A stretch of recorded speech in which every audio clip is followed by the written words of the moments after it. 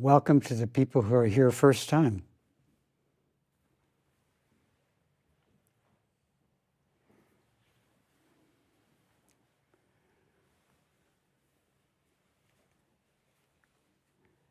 I imagine that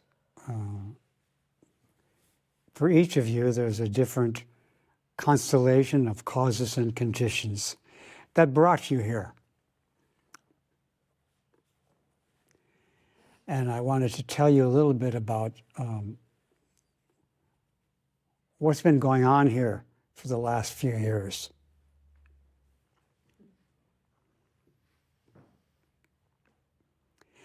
And in particular, the last 2.5 years, we have been in this situation here, we have been focusing on a vast scripture. This scripture, this is a scripture, and we've been reading and reciting and studying and discussing and meditating on the teachings that are presented in this scripture. And the name of the scripture is a flower adornment scripture, or Buddha flower adornment scripture, or great extensive Buddha flower adornment scripture.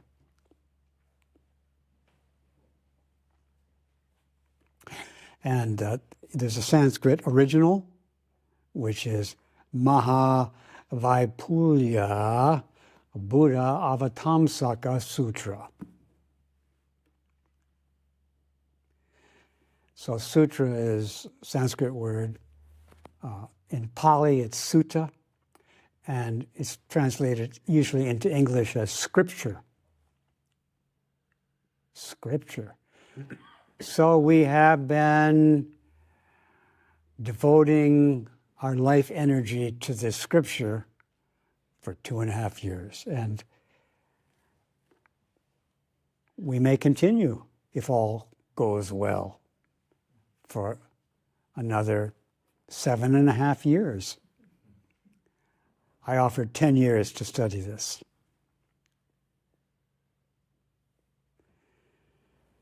And today I'd like to take a little pause and reflect on this situation. What situation? Studying scripture. And one thing I'd like to reflect upon is that in the recent history of whatever I am, looking back to when I first started to be interested in Zen, back in the 60s, I got interested in Zen, and I really didn't hear anything about scriptures. What I heard about and what I read was stories about Zen practitioners. I also saw pictures of Zen practitioners.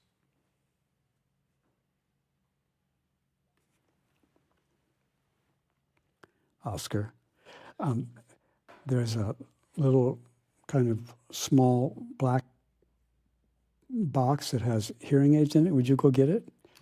On the bookshelf? It's sort of around where I'm sitting. And also, maybe you could do that, please.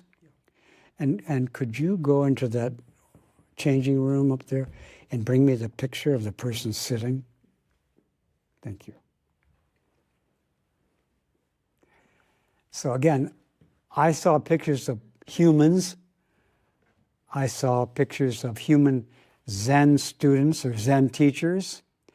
I heard stories about Zen teachers, sometimes called Zen masters, and Zen students, and I was attracted to these stories. I thought, these are good stories. And then I found out that the people who are in these stories, that they did a practice. Please come. And so I started to do the practice which I heard they practiced. But still, I hadn't heard anything about scriptures.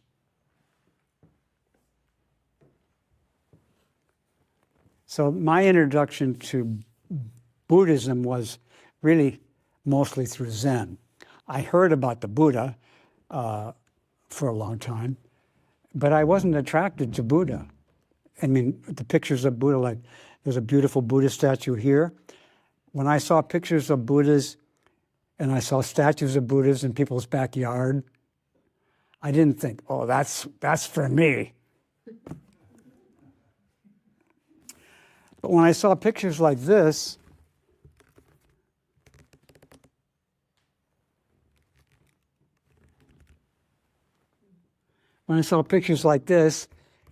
I believe in Look magazine. Look! I looked and I thought, that's beautiful. That's a beautiful thing that person's doing. I didn't really think they're meditating. I just thought, how lovely. And I still think so. And this is a Zen student. His name's Hisamatsu Shinichi. And the picture of him inspired me to do that practice that he was demonstrating. Could you see the picture, Rick? Yeah. Did you see a picture that inspired you a long time ago? No. But anyway, you practiced anyway.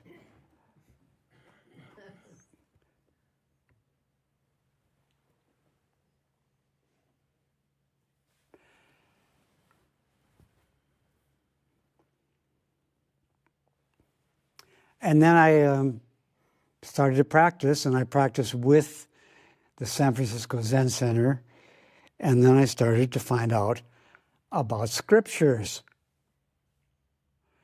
And the first one I found out about is called The Heart of Great Perfect Wisdom, Scripture. And I found out about it because after sitting with the people in the Zen Center, then after that, we would chant this, we would recite this great, perfect wisdom scripture. So I started to be exposed to scripture. So I would get up in the morning, and I lived in an apartment right across the street from the temple, Sokoji Temple on Bush Street. I would get up in the morning and go across the street and sit. And after sitting, they would have the chanting of the scripture. And I enjoyed that, but sometimes I skipped going to the scripture recitation and went home and read books about Zen people. I kind of was more attracted to the stories than the scripture. However, the scripture that we had, the piece of paper we had, was really quite interesting because it has these lovely Chinese characters, then a way to pronounce them, and then an English translation. So I was learning Chinese, which I appreciated. But again, I skipped that sutra recitation for quite often. But I kept sitting. Over the years, I started to actually start reading the scriptures and studying them.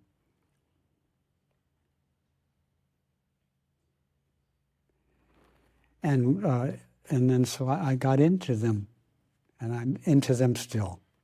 And I'm amazed by what happens when I dive into the ocean of these great scriptures. I'm amazed at the life of studying the Buddha's teaching.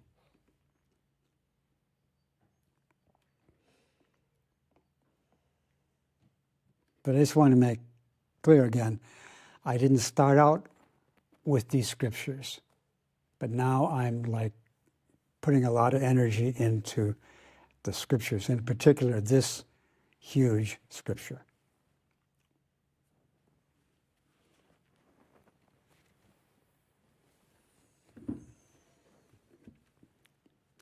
And this scripture, this flower dormant scripture, it's particularly devoted to teaching, to offering teachings to what are called bodhisattvas, people who are on the path, not just the path of meditation, but the path of becoming Buddha in order to help all beings. It's a teaching, this big scripture is teaching for such beings. And it talks quite a bit about when this wish or this aspiration to become Buddha arises in a living being. So ordinary people like us, it sometimes happens that this wish arises in our mind. Just like this morning, the wish arose in your mind, I guess, to come here. Did you notice it?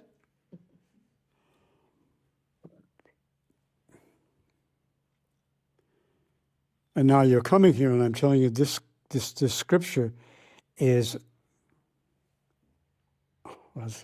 wholeheartedly praising the event of this wish for Buddhahood in order to help the world of suffering be free. It really praises and encourages and supports and appreciates and celebrates this mind of awakening. So we've been talking about this, the mind of awakening, but also talking about the arising of this wish in the ordinary human mind. So ordinary people, not all ordinary people have had this thought arise in their mind. They haven't heard about it. But today you're hearing about it.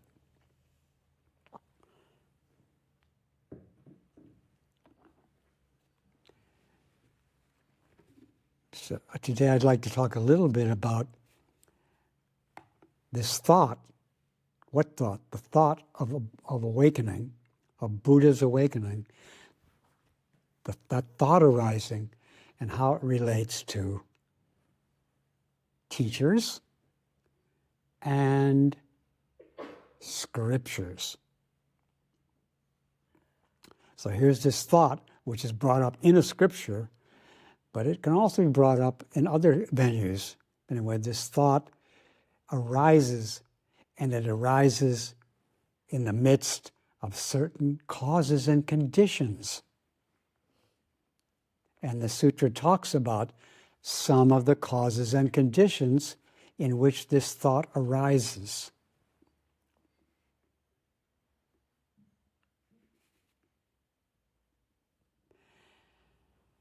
So I have talked about the arising of this thought many times, and for me, one of the simplest ways to describe it is that this thought arises in a spiritual communion. So when there's a certain kind of communion or communication between living beings like us and awakening, or you could say, and Buddhas, when there's a communication between us ordinary human beings and the Buddha, when it's really intimate and wholehearted, this thought can arise. That's a simple way to put it.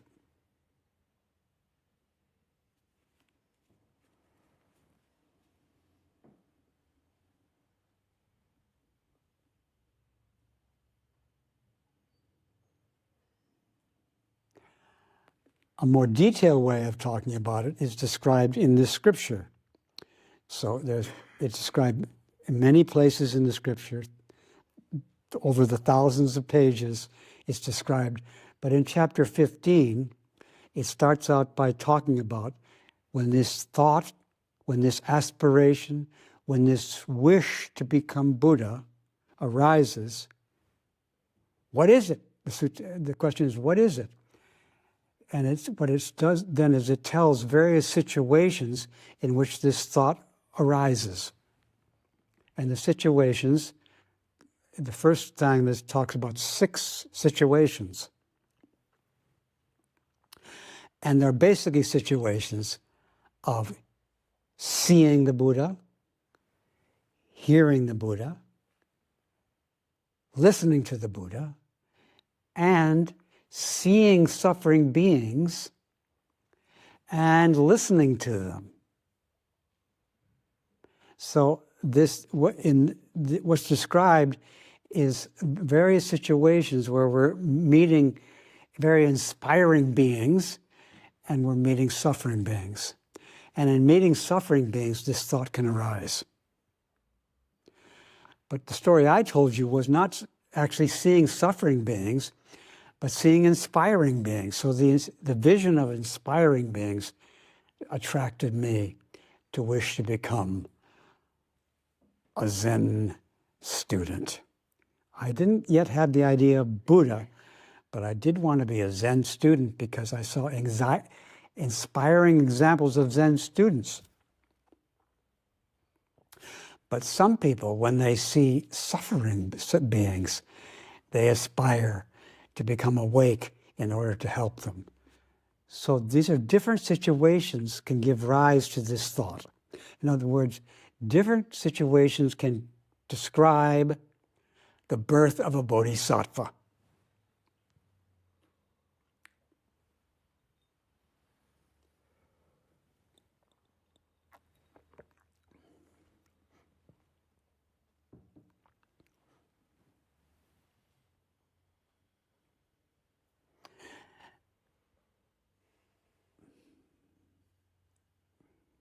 So here's a big chunk of information, is that this thing happened in China where people whose minds were inspired and who aspired to Buddhahood, they heard about a special transmission outside the scriptures.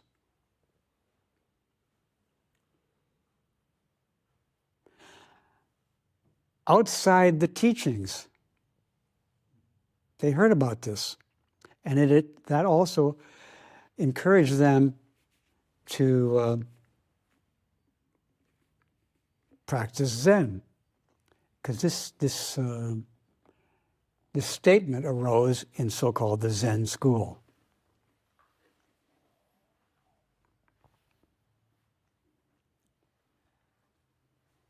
In China. And I imagine that part of the reason that this discussion of a special transmission of the Buddha's enlightenment, a special communion of Buddha's enlightenment, happened outside the scriptures.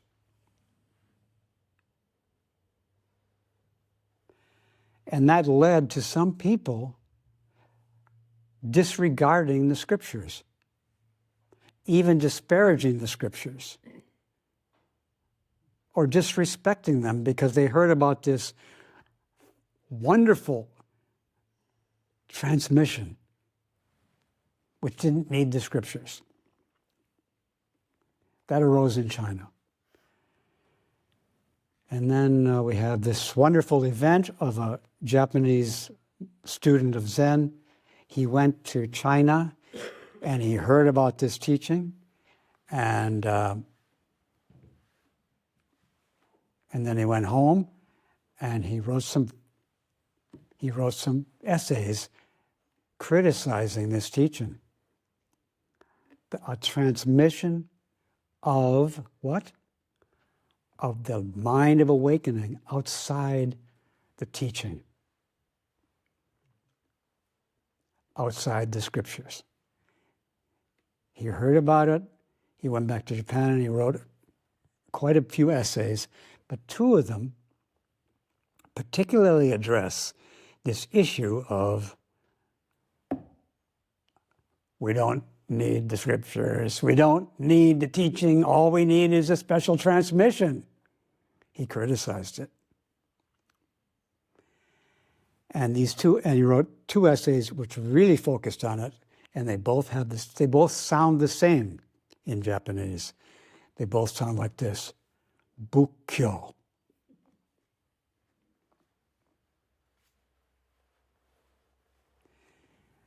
But they're not the same characters. One is, Bukkyo is Buddha, Butsu, together with Kyo, which means teaching. So one is Buddha's teaching, Bukkyo, Buddha's teaching. The other is Buddha, Butsu, together with another Kyo, but the second Kyo means sutras. So one is Buddha's teaching, the other is Buddha's sutras. So in these chapters, he basically says, to make a long story short, the special transmission is the teaching. It's not outside the teaching. The special transmission is teaching. Teaching is the special transmission. It's not that there's a special transmission outside the teaching. Teaching is the scriptures. The special transmission is the scriptures. The special transmission is the scriptures.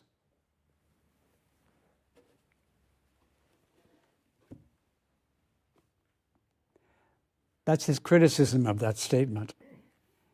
It's not outside or inside the scriptures. It is the scriptures. And the scriptures are not inside or outside of the scriptures. They are just an intimate communion.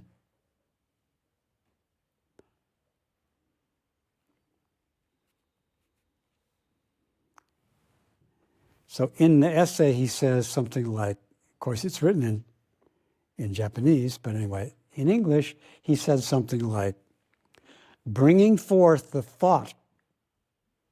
What thought? The thought of unsurpassed, complete, perfect awakening. Bringing forth that thought, that aspiration, that determination, that resolve. What resolve? To this awakening. Bringing it forth depends on scriptures, on sutras, and wise friends. So, in my case, this wish to practice the Buddha way arose depending on this picture of a wise friend, not even a person, a picture of a wise person. I saw the picture and the aspiration arose. But it also arises relying on the scriptures. And then the practice of this aspiration also depends on the wise friends, the teachers, and the scriptures. And then the realization of awakening depends on the scriptures and the teachers, the wise friends. And the last time it says it, instead of just saying depends on, it says totally intimate with the scriptures and the wise friends.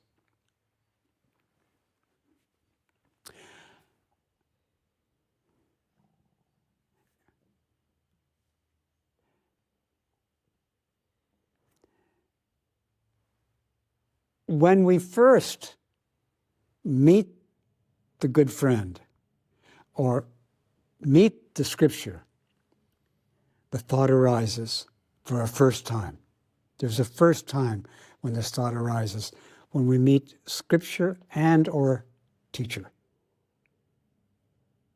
However, when it first arises, it's probably a little dualistic, because we're just ordinary, deluded people. And so when I see this picture of this lovely meditator, I think he's separate from me, and I want to be like him. I aspire to be a wise person like him, but there's a little dualism there when I start. I aspire, but I'm not yet intimate with the teacher or the scripture. But the suggestion is that's how it arises. It arises when you hear the sutra, hear the teaching, or meet the person, but dualistically at the beginning. Then you practice, and you continue to practice with scriptures and teachers, but still some duality between sentient being and Buddha. In the end, however, realizing the fruit of Buddhahood, which we aspired to, at the end of the process, or I shouldn't say not the end, but at the fruition, at the fruit, not the end. The fruit's not the end. The fruit is just a fruit. And at the fruit of Buddhahood, then we intimately, totally intimately are relating to the teacher and the scripture. And then after the fruit comes the seeds, which are giving birth to more wise people and more scriptures, which then again start the process around again. So the fruit isn't the end, it's just the reproductive conclusion of now we can reproduce this.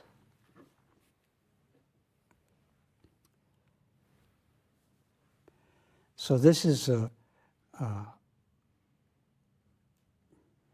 something that happened in Japan, and I don't know to what extent it happened in China, which was the refutation of the Zen phrase, a special transmission outside the teaching. It's refuting that. It's saying that that's a fallacy. It's saying it's a fallacy that there's a transmission of Buddhahood, of the Buddha Dharma, outside the teaching of Buddha Dharma. And then things go on, and the statement is made,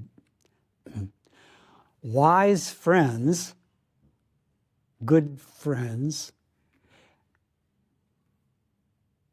are well-versed in scriptures.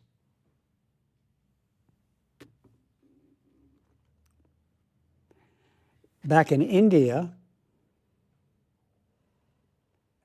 and also in China, they told the Buddhist students, one of the ways you look for a teacher is to see if they're well-versed in the teaching. That was a very strong message as part of what a teacher should be, is someone who is well-versed in the teaching. And the same in China, until the Zen thing happened. And the Zen thing said, wait a minute, the teacher doesn't have to be well-versed because it's a special transmission. Now, in Japan, things are going back sort of to the beginning again. The teacher, the Buddha, is well-versed in Buddhist teaching.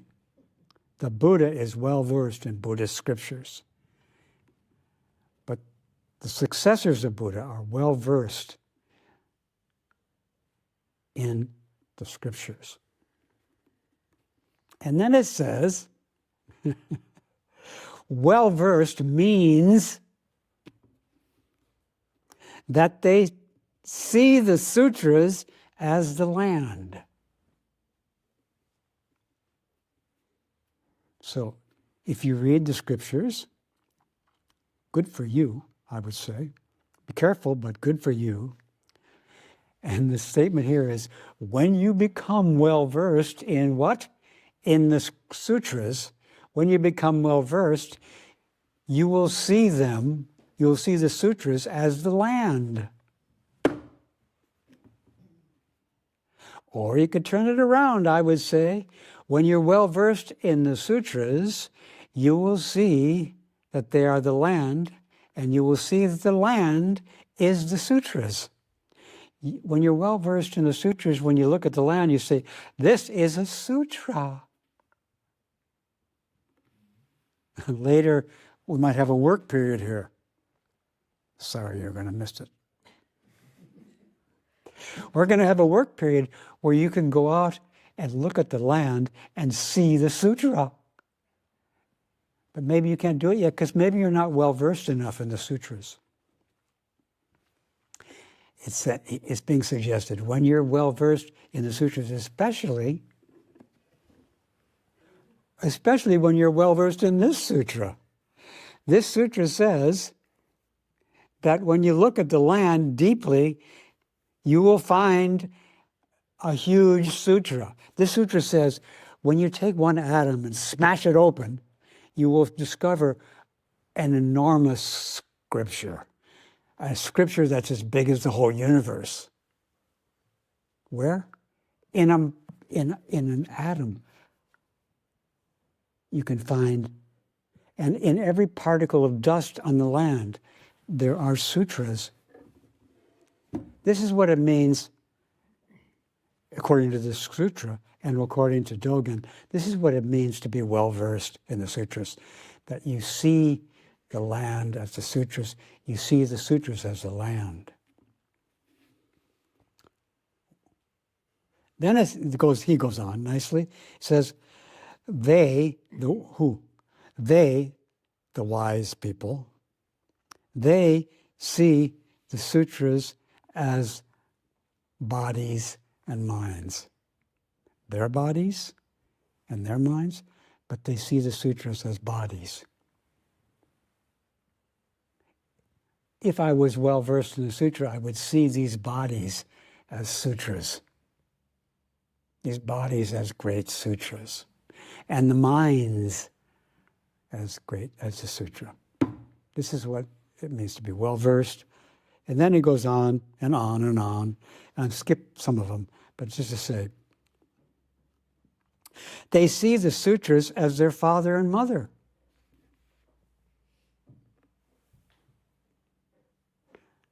I probably shouldn't say this, but after being into these sutras for a while, I'm starting to see them as my father and mother, which is kind of like me bragging. I'm sorry. I feel like this sutra is giving birth to me and nourishing me like my father and mother. Also, they see the sutras as their descendants, as their children and grandchildren. When I'm well versed in this sutra, I will start to see this sutra as my grandchild. I love my grandchildren. And when I'm well versed in the sutra, I will love the sutra as I love my grandchildren, according to some people.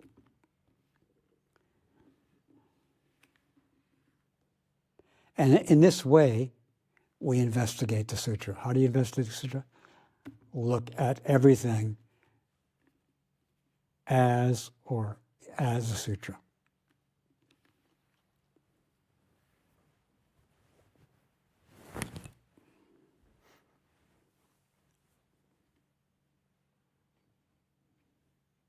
And then we have all these Zen stories about these people interacting in these very interesting ways. And now the suggestion is, those are born of the sutras, and those are stories of what it's like when the thought of enlightenment arises. All the Zen stories are about that.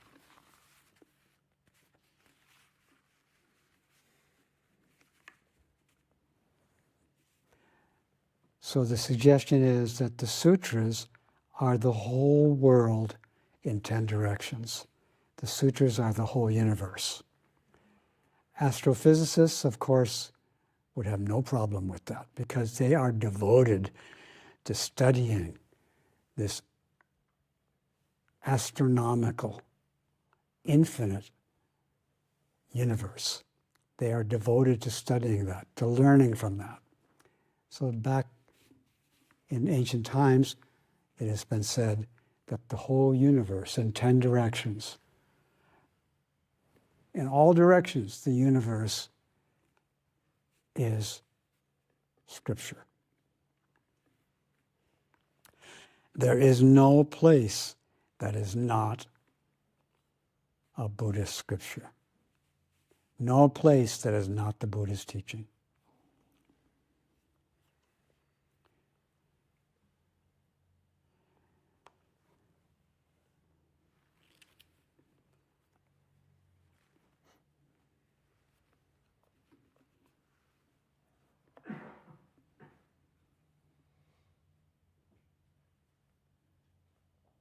So a little summary about the history is, in the early days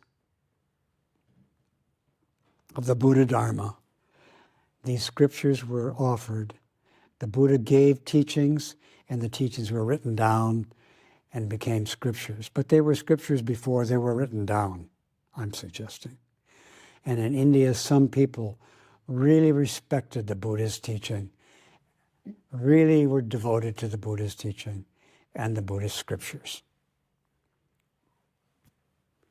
And then in China, when the scriptures and the teachings got transmitted, the Chinese people, some of them, were very devoted to these scriptures, and they made a big effort to translate thousands of scriptures into Chinese.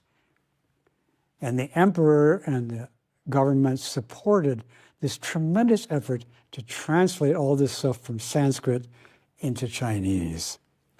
And that was an act of devotion to the Buddhist teaching.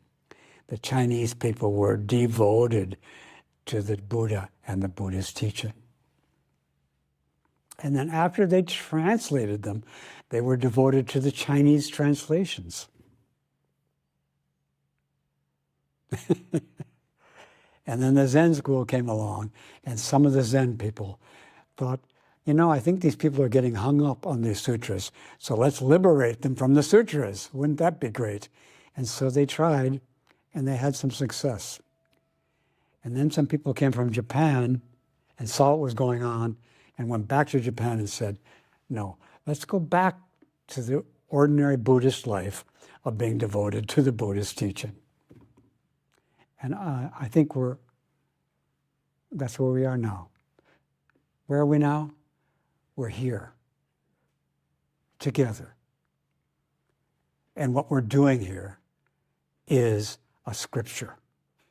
This meeting is a scripture. This meeting is a teaching. It's not just me teaching or you teaching. It's all of us together being here.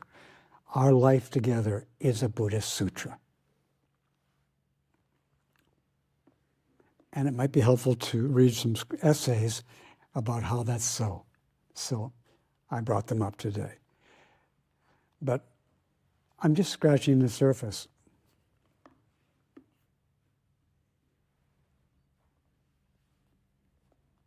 But even though I'm just passing the surface, I've been talking so long that I probably should stop and see if you have anything you'd like to add to this scripture.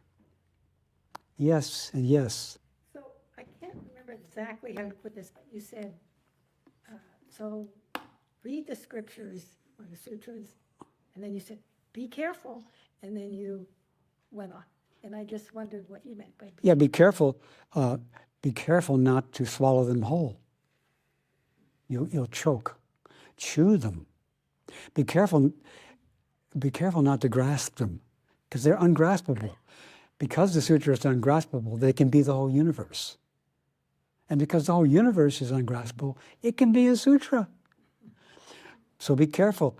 And I remember one time a wonderful Buddhist scholar named Kajiyama came to Berkeley to teach. And he said, I warn you Westerners not to swallow the Japanese Zen tradition whole. In other words, be critical, chew it.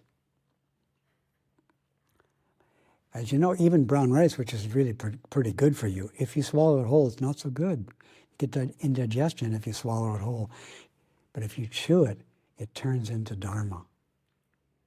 if you chew it thoroughly. And Suzuki Roshi loved to see his students chew brown rice at Tassajara.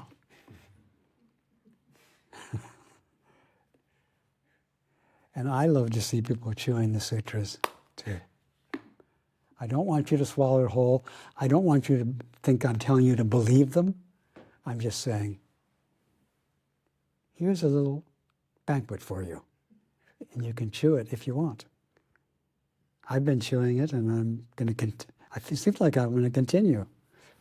I'm enjoying chewing these sutras and telling you how delicious they are.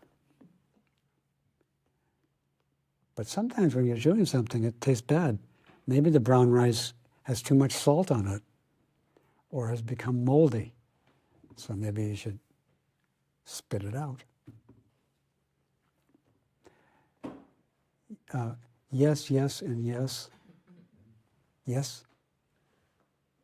I could totally relate the aspiration parts that how brought you to Zen for the aspiration of seeing the picture and seeing beauty. I call it beauty, but basically it's aspiration. This picture, I thought this picture was beautiful. Yeah. And I did. And also there was a subtitle on it, which was In Deepest Thought. And I thought, oh yeah, right. When deepest thought hits your body becomes beautiful. Beautiful. A body in deepest thought is a beautiful body, even if it's on the verge of death and all wizened and covered with scars and sores. If it's in deepest thought, it's a beautiful body. And of course, all your bodies are in deepest thought, so you're beautiful, and so you're sutras. Then as you're speaking, I like to believe you, but I'm not. You don't have to. I welcome you to postpone believing Yes. and start questioning. And I continue the question because that's what Thank you for continuing to question and coming back to question some more and never believing anything. absolutely. But I hope you have faith in questioning. That's where my faith actually is. Yeah. And yeah. Okay, thank you. In the questioning and the inquiring. So I'm inquiring the suffering. The aspiration, it's all beautiful, but I can see myself, my aspiration kind of gets lost. It totally dissipates. Yeah, that can happen. Of suffering. That can happen. So, and I've been talking to some people who have lost their aspirations. So I say, if you've lost your aspiration, let's start looking for it and find it again. So it's a normal thing that you have an aspiration, you start to practice, and you forget why you started. So then you go and say, I forgot what I'm doing here. Well, let's go find it out again. It's there. So we have to keep going back to why am I here? Why am I alive? Why am I in a Zen center? Oh yeah, right. So it's normal that we keep losing it. Or even if you kind of remember it, you still have to, not just remember it, but go back and drink it, chew it. Because that's where your energy comes from, is your aspiration. And then you can put it to work. But still, the energy will run out unless you go back and eat some more aspiration. And again, don't swallow your aspiration whole. Chew it. And part of chewing it is to question your aspiration. The questioning, if it's done properly, will make the aspiration, and the energy, it won't make the aspiration grow in this case, because the aspiration is infinite. But it will make the energy that comes from the aspiration grow. So I like to give my vow, because I love the statement that I vow with all beings. I like to give my vow with all beings that in the process, they forgot to chew to chew their forgetfulness. Because there's a lot of I didn't see your vowel. I thought you were going to tell me a vowel. I didn't see The it. vow is chewing the forgetfulness. Okay, so you vow to chew. All You're going to chew the forgetfulness, but are you going to also chew the vow? I heard you say. eventually, yes. I heard a vow to chew is forgetfulness.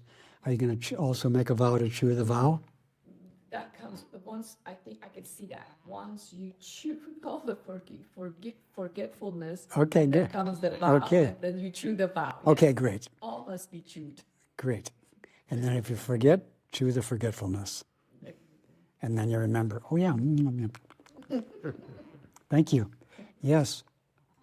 Is scripture the Buddhist teaching in writing?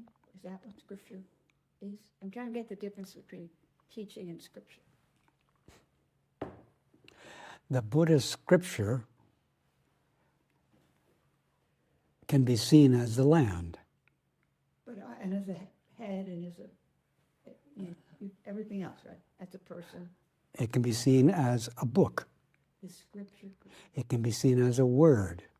It can be seen as eyeballs. Then what's the difference between teaching and scripture? Can't find that. The teaching is a scripture, and the scripture is a teaching, but the teaching of a scripture is not a scripture. I mean, it's not.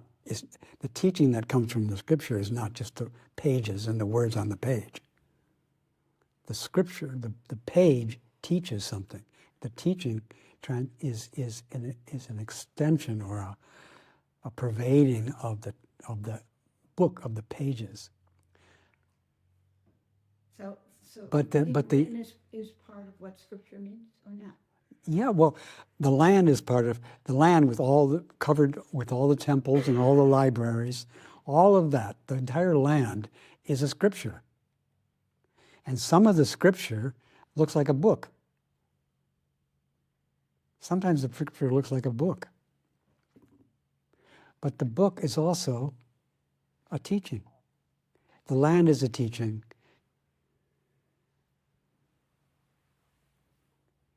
It's a subtle matter.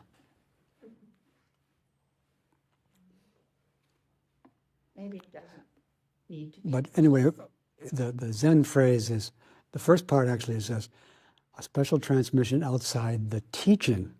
And then it says, not depending on words.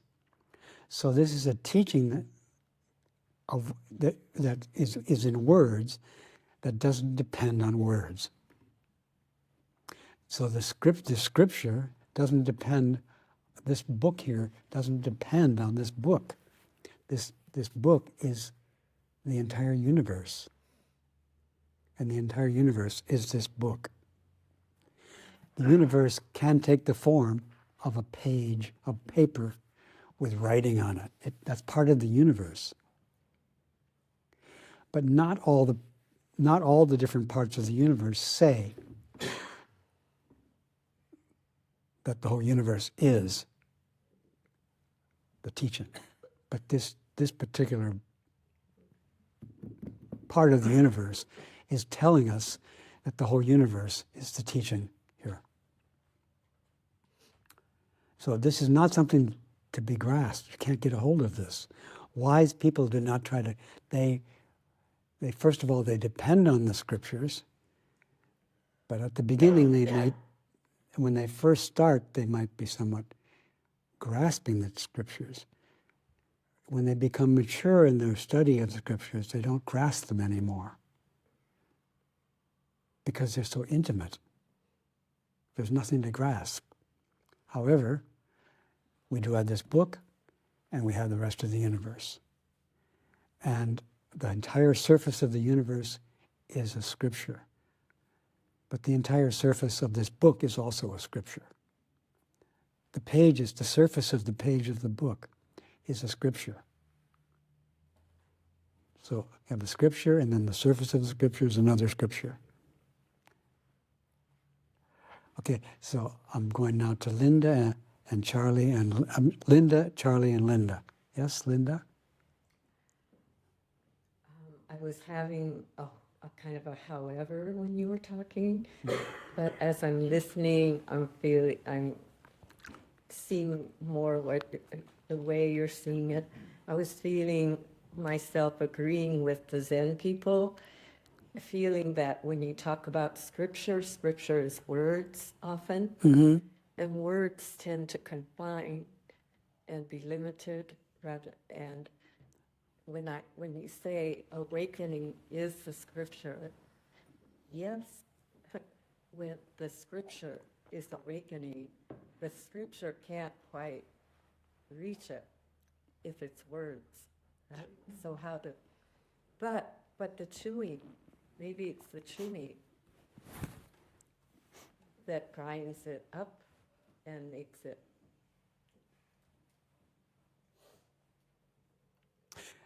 When you first started talking, you said, I had a whatever, However, a however. yeah. And I thought, oh yeah, that however is a scripture.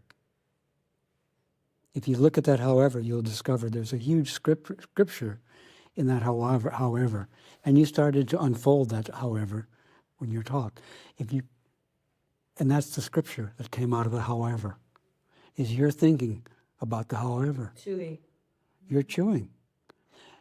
But in every word and every question, if you actually look at it, you will discover the whole universe there. So, and then in this Zen, You try to put it into words, and it becomes imprisoned. if you do put it in the world, if you have a word that's imprisoned, or if you have a prison, okay, that prison is a teaching. That prison is not really a prison, it's a teaching. The whole universe is a teaching.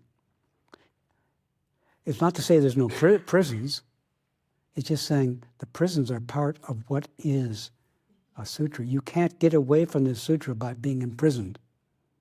Still, some people might say, let's let the people out of prison. No, okay, why not? If you can let them out of prison, fine. Some people say, no, keep them in prison. So some people want to set them out, okay, there's a sutra. Some people want to keep them in prison, there's a sutra. There's nothing that's not a sutra.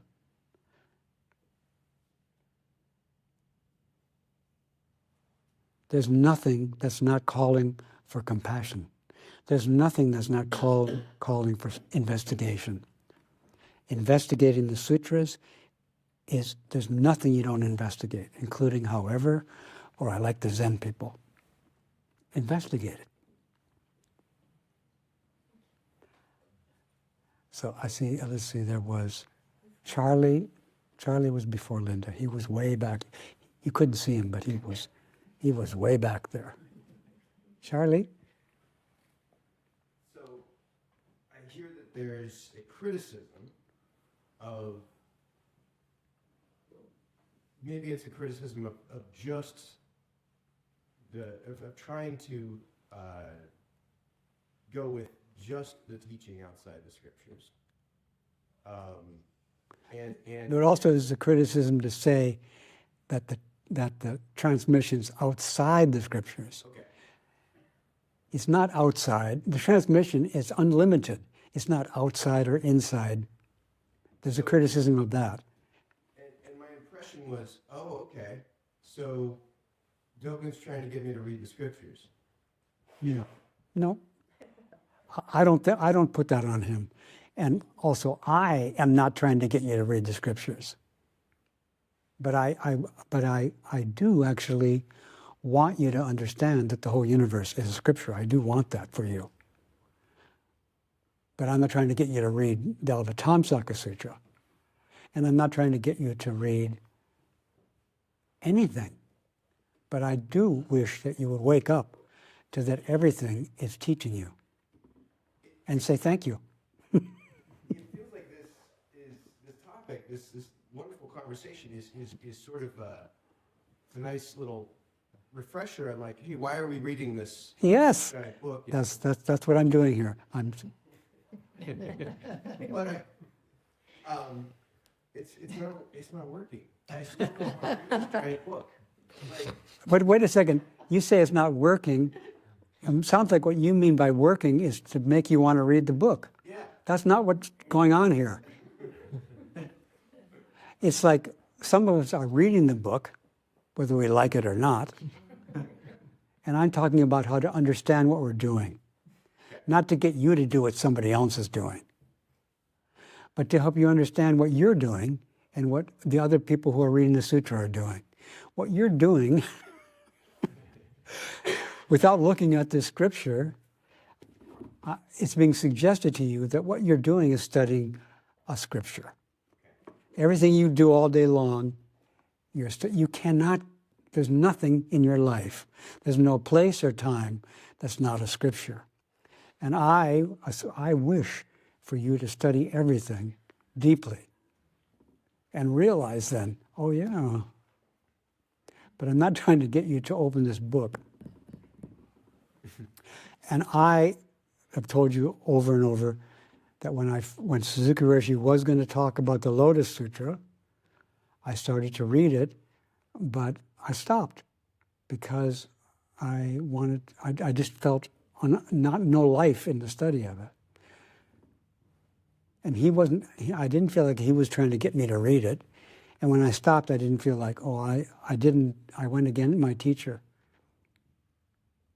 And then I read it again, and he didn't tell me to, but I read it again. And I stopped, and I read it again, and I stopped. But finally, I found the scripture in the scripture.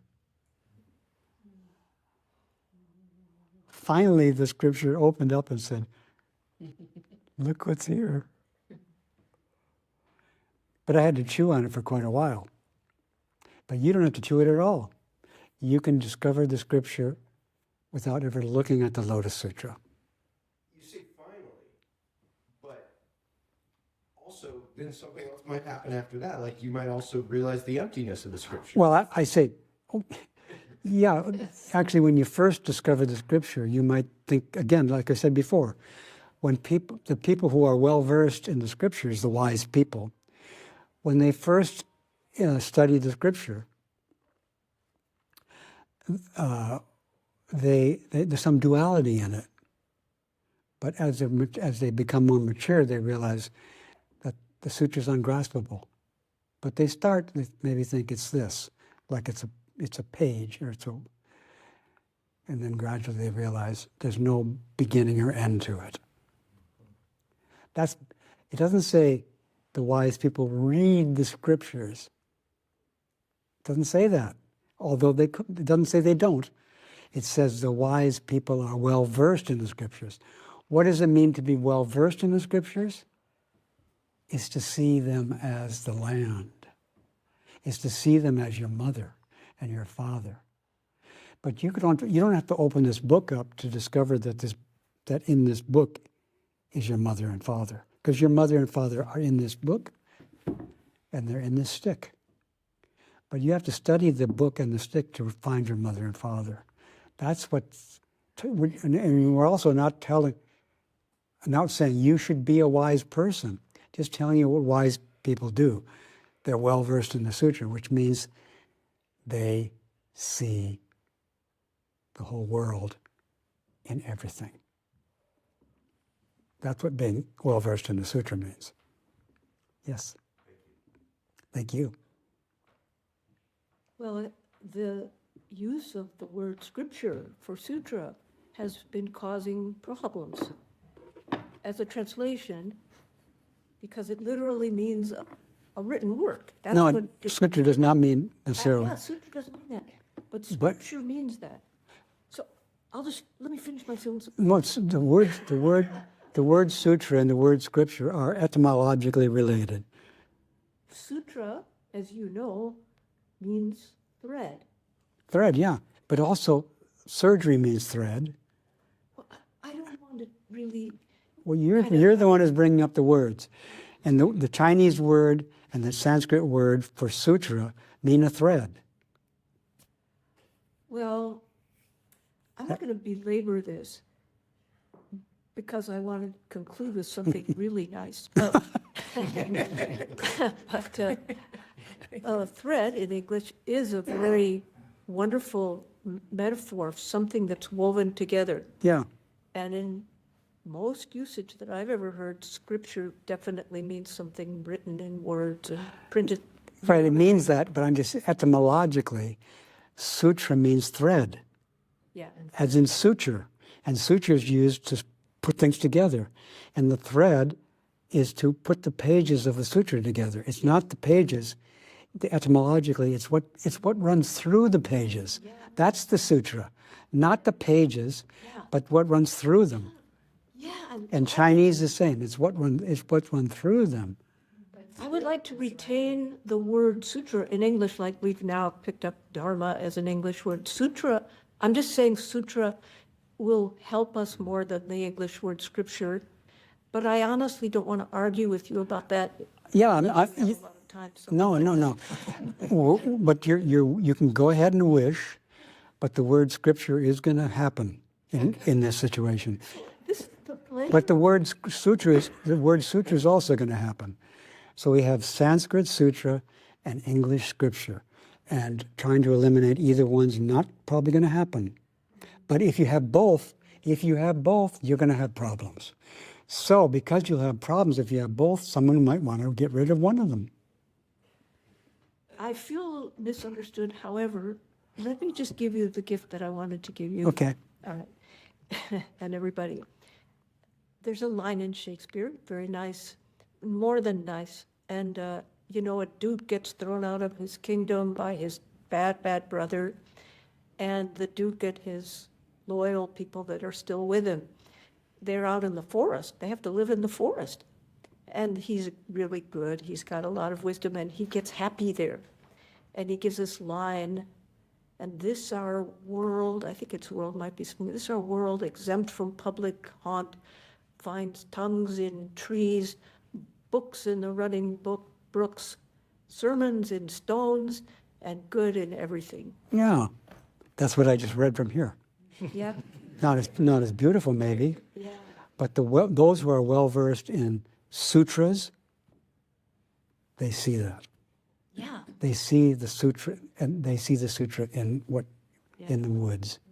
They see the sutra as the 100 grasses, and they see the sutra as 10,000 trees. That's what they see. But you have to go out there in the woods or read the scripture. Either one. It's the same. And the word sutra and scripture, having both of them, has a problem. Let's see, who's next? Is that it? Yes, George. I've read that Suzuki Roshi had this a line where he said, "Be careful of stair-step Zen. Yes. You can go straight to enlightenment or awakening." This sounds like a confirmation of that. It's like you can meet life right where it is. Yes. And be careful of going up and down stairs.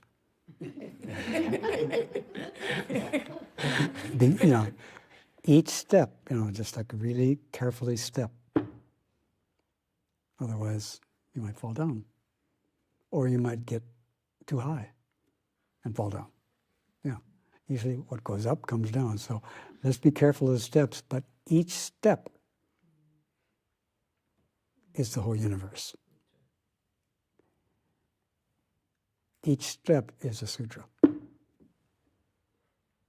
Each step, is teaching us the Buddha way.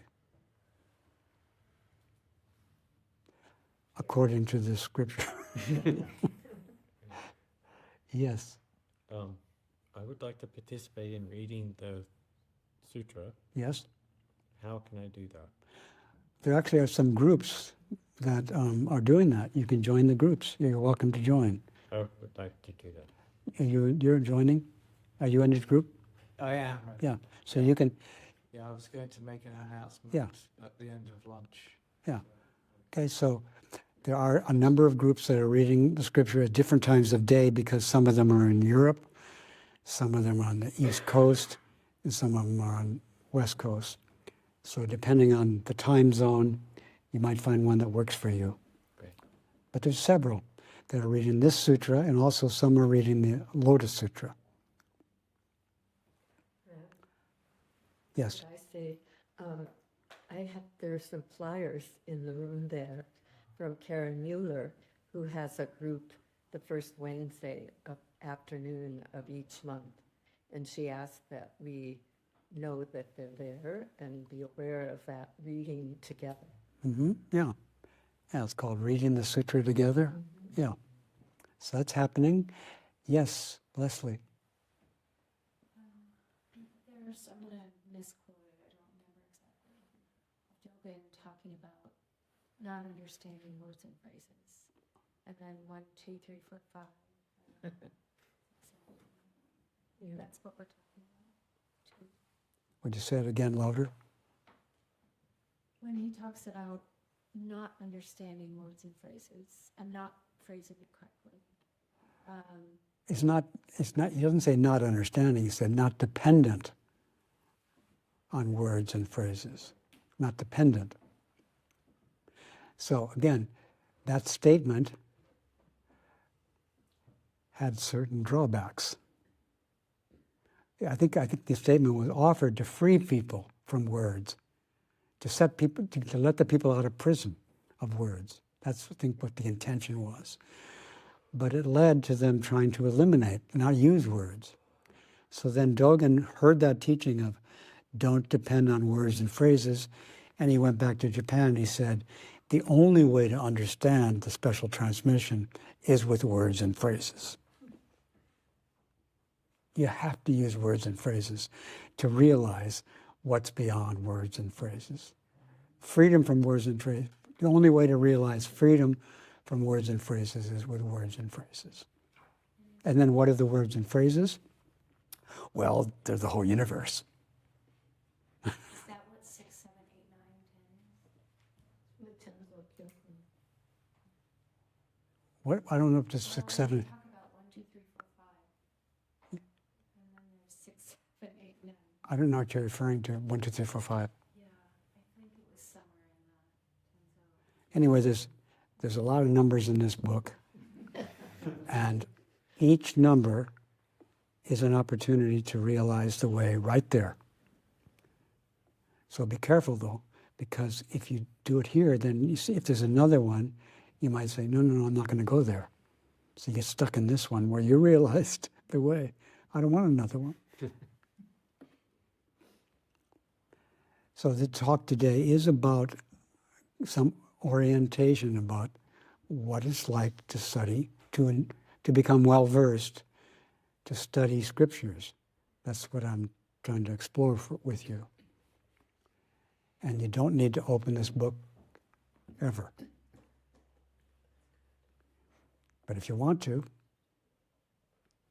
you can do so, and you can do it with other people. All right. Yes, Deborah. So you can become well-versed in the scriptures through seeing a beautiful picture of stillness or silence, or going into the wood. But also, it's not just seeing, it's understanding. You want to be well-versed. If you want to be well-versed in the sutra, can you see the sutra? Can you see the trees in the forest? Can you see them as a sacred teaching? That's how to become well-versed in the sutras. And this particular sutra is saying, yes, please study every particle of your life, and everything you meet. When you see everything you meet as a scripture, then you're becoming well-versed. To see the sutra as stuck in this, as confined to this book, you see the sutra, but you're not yet well-versed.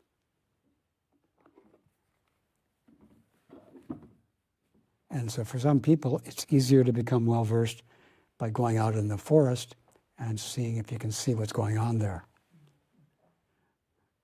For other people, it's like read the scripture and then go out and test it The sutra says you can find the teaching out in every particle of the land. So then when you hear that, go out in the land and see if you can do it. It might be hard, but any particle is a good opportunity. Yes and yes. You know, like even calling on this person is a good opportunity.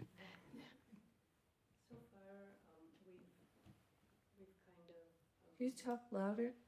I can try.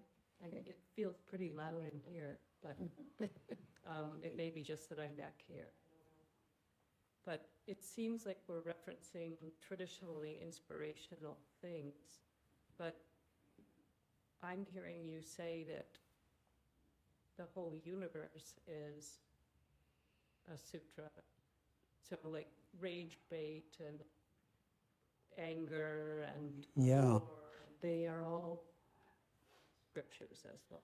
They're part of the universe, and they are part of the scripture of the universe. And so they're calling for compassion. They're calling for respect. They're calling for investigation. They're calling for questioning. They're calling for devotion. They're calling for love. They're calling for patience. They're calling for gentleness. Everything that you mentioned, and endlessly, is asking for that. In that sense, everything's teaching us to practice.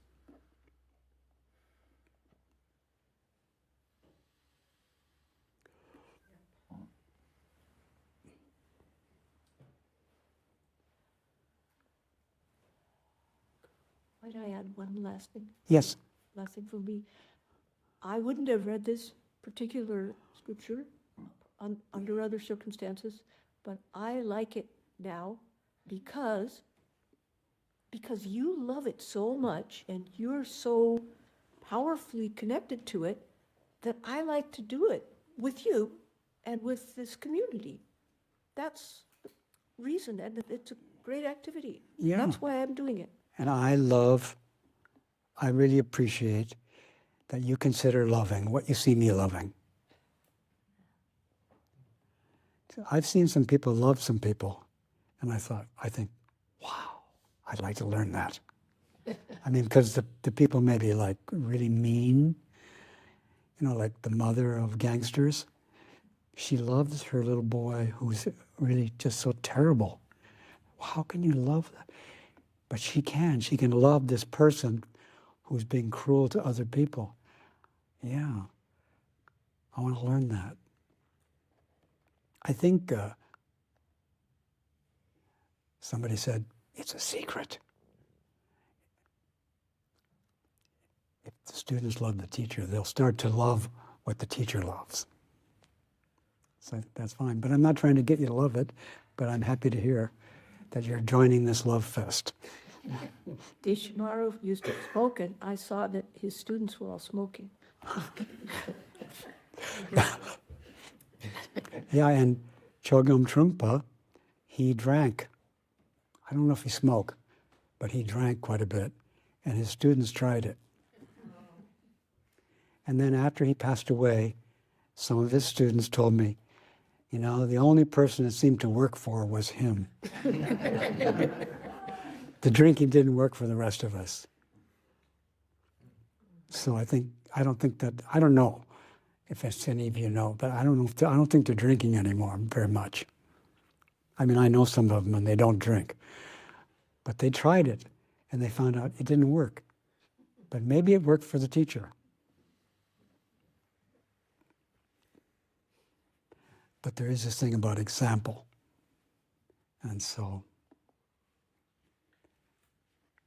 and again, just to say that one time some students asked Suzuki Roshi, what about him drinking? And Suzuki Roshi said, well, usually we don't do that. But when it comes to him, I don't know what to say. I don't know what to say. But it was a difficult, you can say, it was a difficult act to follow. And they tried, but I don't think it didn't really work for them. I could add to that we heard him talk once, and he was drunk in a church, but his talk was really lucid. So I don't think it worked for him, but he could be clear. Yeah, and one time, the first time he met Suzuki Roshi, he met him at Tassajara. He came down to Tassajara, and I just happened to be at the pool with Suzuki Roshi at that time. I don't know what we weren't swimming, but we were at the pool, and Trungpa with his attendants came down and met Suzuki Roshi, and then later he gave a talk in the Zendo. But at that time, he wore this he had a brace on his foot and a big boot because of an accident he had. He was kind of crippled. And he came into the Zendo with these boots on, clump, clump, clump. And I really did not like that. And then he gave the talk, and I thought, that's a pretty good talk. I forgave him for tromping down the Zendo floor. The whole universe is a scripture. The whole universe is a sutra. So that's what the sutra says. But I don't ask you to believe that. I'm not saying that over because I want you to believe it. I'm telling it over because I love it. It really helps me, because then I respect. If I follow that teaching, I respect every living being and every experience I have. And if I forget that teaching, there's some experiences which I might not be respectful, which I might try to get rid of or eliminate. But the sutra says, let's take care of the whole universe.